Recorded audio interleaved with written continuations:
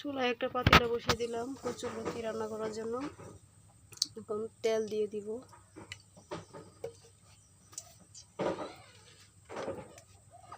পেঁয়াজ কুচি,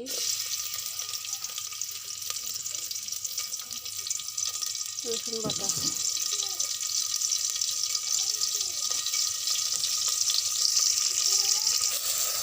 মশলাগুলো দিয়ে দিব। হলুদ গুঁড়ো,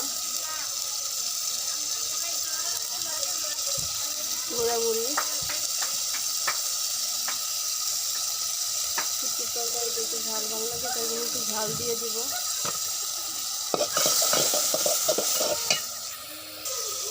এখন লবণ দিয়ে দেবো পরিমাণ মতো।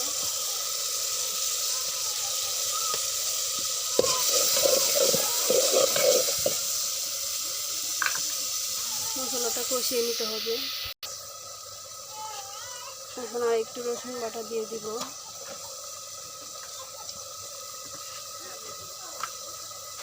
শুটকিগুলো দিয়ে দিব। এটা হচ্ছে চাপা শুটকি। আমি চাপা শুটকি দিয়ে শুটকি রান্না করব। এখন এগুলো কষিয়ে নেওয়ার পর শুটকিটার কাঁটাটা ছাড়িয়ে নিব। কাঁটা ছাড়ানো শেষ। এখন কমলি শাকগুলো দিয়ে দিব। এই যে দেখুন কমলি শাকগুলো এখন দিয়ে দিব।